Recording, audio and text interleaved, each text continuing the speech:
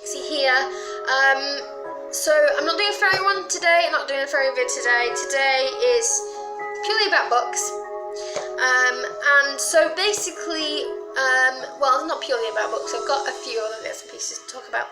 But when I did the video about books that inspired me in my writing, I mentioned this book, which is, well, this series rather, which is the Missing series by Meg Cabot, who also wrote The Princess Diaries.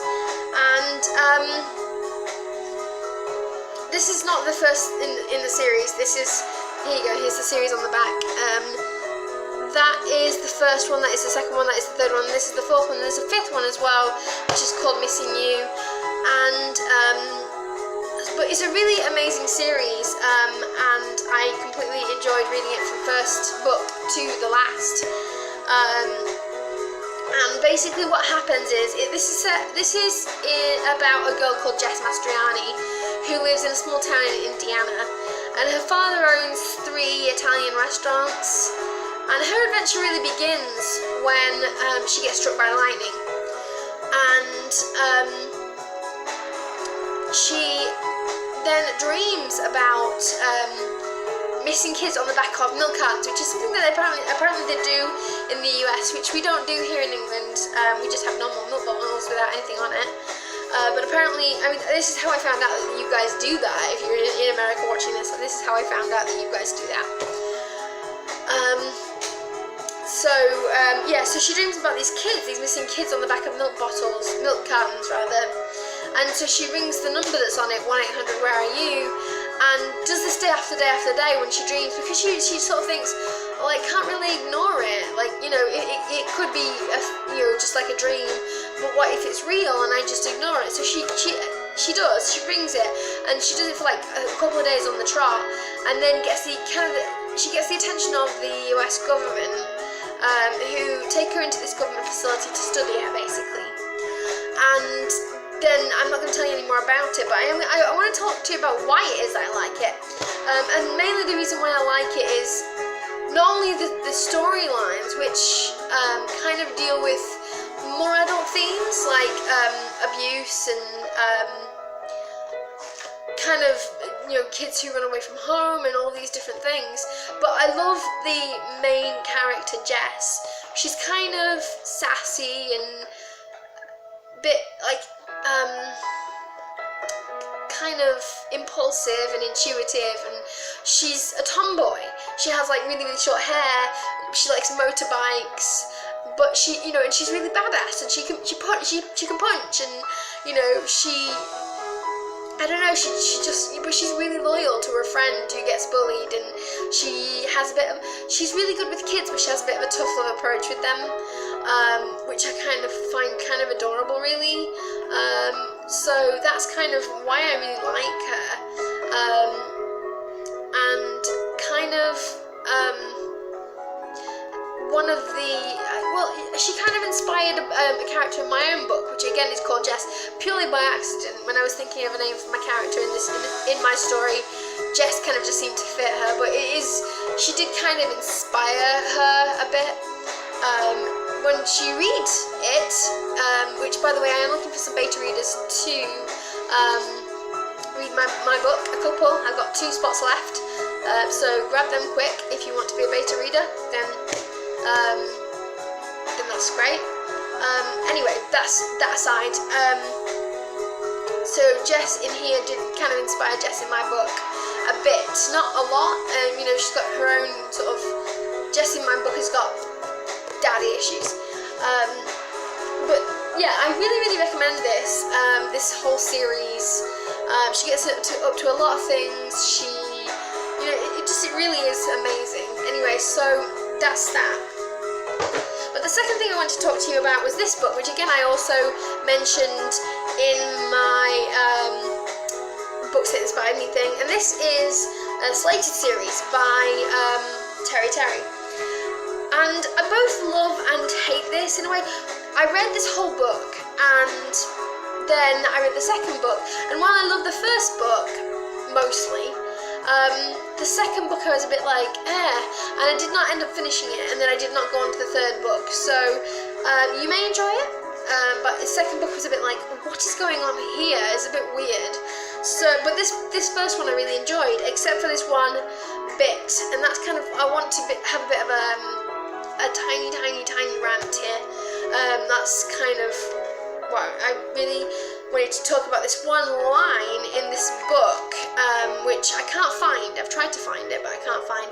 But I'll put a picture of it once I find it. I'll put a picture of it on Instagram, so you do believe me when I say that this line is in here. And the line is, obviously you guys know that I recently got diagnosed with ADHD and autism, and that's affected me in a lot of ways, basically. Like, it's helped my self-esteem, it's helped me to realise that I'm not, you know, like, I used to think I was a bit of a freak, and now I don't. Now I understand exactly who I am and why I do the things that I do. Anyway, that's kind of, it is important, I tell you. But basically, it talks about how, so this is based on a girl, this is about stories about a girl called Kyla who's had her memories removed because apparently she's a criminal, and she gets kind of taken away from home. Her memories are completely removed, and she gets put with a new family and sent to a whole new school in a whole new place. And it talks about how one of the bits talks about how she goes to this new school, and obviously because she doesn't really have any memories, so she has to relearn everything, she gets put in this unit. And it talks about how this unit that they get, all the slated kids are put into, used to be an autism unit before autism got eradicated. And this line bugged me for two reasons. One, because it implies that autistic people should be segregated from society, like they should be pushed into one secure set unit, like away from all of the normal people. God forbid we should like actually mix and actually, you know, become friends. Oh my gosh! But also because it implies that autism is something that should be eradicated, like, you know, with the scourge of the planet. Which is completely ridiculous, you know, and to cap it all off, I read this story on Facebook that scientists are finding a way to, like, they've realised that autism is something that happens to babies, to fetuses, in the second trimester, which is basically one step away from being where we were with Down syndrome, where people are saying, right, well, you can abort normal people at like 20 weeks, but with Down syndrome it's like, you know, they're clearly not human, so like it's above that, you know, like, so you can abort, like, I can't remember the exact number, but you can abort like you know, babies with Down syndrome are like, or fetuses with Down syndrome rather, are like 26 weeks or something like that, because clearly they're less human than normal people, so it's okay for them to be aborted later. Anyway, so we're one step away with autism from that whole thing that went on with Down syndrome, basically. So not only is Terry talking about how autism should be completely eradicated and gotten rid of, but we're actually one step away from that actually coming true. So this kind of pissed me off a little bit, because like people can read this, and you know, people take in information as they read, and especially if you have no exposure to people with autism, you're going to believe that autism is something that should be eradicated. So no matter how hard people work, you know, autistic societies and National Autistic Society and Asperger's societies and whatever, no matter how hard they work to actually spread awareness and make people believe that autism is not a bad thing, that it actually has good sides and good points to it, this book comes along and makes people believe that it's something that should be eradicated, and doctors are working feverishly to make sure that that in fact is the case. So yeah, fuck that. And I'm sorry, I know that kids watch this as well, my swearing is really bad, don't listen kids, but just, it makes me mad that, you know, that Terry and her ilk believe that autism is a bad thing. Well, I tell you something, up until this diagnosis, I believed I was a freak. it ripped away at my self-esteem, it made me feel shit about myself, and I would simply sit here in my house and sort of think, well, if I'm such a burden, if I'm so, you know, my family is saying, oh, your meltdowns, and making me feel ashamed of them, like, you know, of something that I cannot even help. And I keep thinking, if it's so shameful to have meltdowns, and if it's so shameful to stim, and if it's so shameful to be antisocial, then why the hell don't I just slit my wrists and you know, unburden the world of my presence in it? And that is what Terry and her ilk and the stupid scientists that are working feverishly to figure out how autism is going on, that's what they are trying to do. They're basically talking about, well, autism shouldn't burden the world, but there are good parts of autism. There are good, there's good and bad in everything, right? And there are good things and there are bad things about autism. And I can't believe that people, you know, like her, she, you know, it just really upsets me that people are writing in a book, like, but if someone wrote in a book, like, black people are evil, people would pounce on that book and say, this is a despicable book. But because it's about autism, like, nobody's saying anything, you know. So, like, clearly it's a double standard thing. Like, you know, if that book was like saying, oh, black people are evil, you know, people would be like, just pounce on that book. It would not be sold. Nobody would have anything to do with it. But because it's autism and mental illness has this whole like stigma around it, everyone's like, ooh, the Slated series, it's awesome. And nobody even, like, that line has just completely been buried in a book. It's like a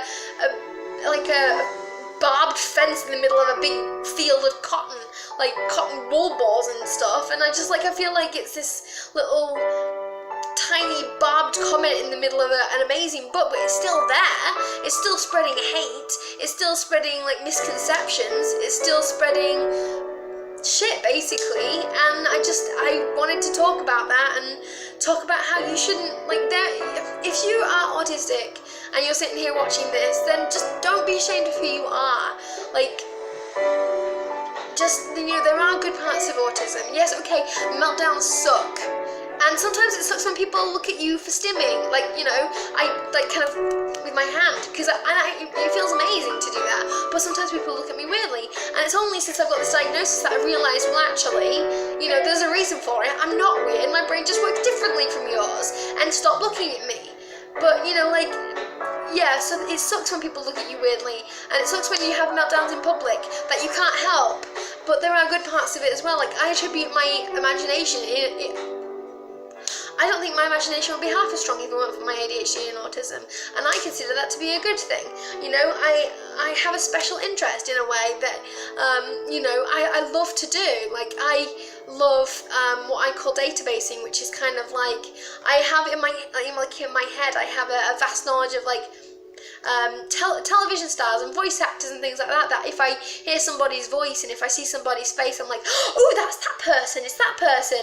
And, you know, I spend a lot of time poring over Wikipedia and actors pages and things that they've been in and filmographies and things like that. That's what I love to do, and I get an immense amount of pleasure out of things like that, and that is something good about autism that I love. You know, that, yeah, it may not be something that other people understand, and that's fine. I'm not asking you to, but I get lots of joy out of that. You know, I get lots of joy out of stimming, I get lots of joy out of sensory things. You know, there are good points and parts to having autism that, you know, if people like Terry get her way, and people like these doctors that are trying to figure out how autism exists, why it exists, you know, that won't happen. You know, and so many people will be deprived or murdered simply because they have this mental condition that normal or neurotypical people don't understand. Anyway, so I just wanted to talk about that, and because it really affected me. I read it and I just felt like this horrible feeling in my chest, like, you know, how can she spread that message to people? Anyway, guys, that's kind of what I really wanted to talk about. So comment down below. I'm going to have a giveaway soon, so keep up. I know that I promised I would not do that again, but this time I'm really hoping that I'm going to do this hopefully in a video soon. I'm going to be giving away one of these salt lamps as part of a fairy giveaway.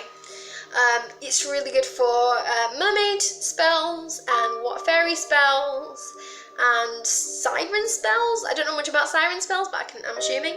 Anyway, that's a fairy video for another fairy day, and our uniforms are coming soon, Rosie's or Katie's and mine. But that's a fairy video thing, not a book video thing. So anyway, that's what's going on in future. I will be doing that. But anyway, I really want to talk about the whole Terry autism disaster. And anyway, I'm going to save pace and sign out. Hopefully it won't take too long to download this, to upload it onto YouTube rather, but it probably will. Anyway guys, I love you guys so much. Comment down below, hit me up on Twitter, or Instagram or Facebook, and let me know what's going on with you. Always lovely to hear your comments, and you know, it's always just amazing to, especially when people are like, oh, will you follow me on Instagram? I love to do that. I love to see what you guys are doing. So yeah, thank you guys. Anyway, I love you guys, and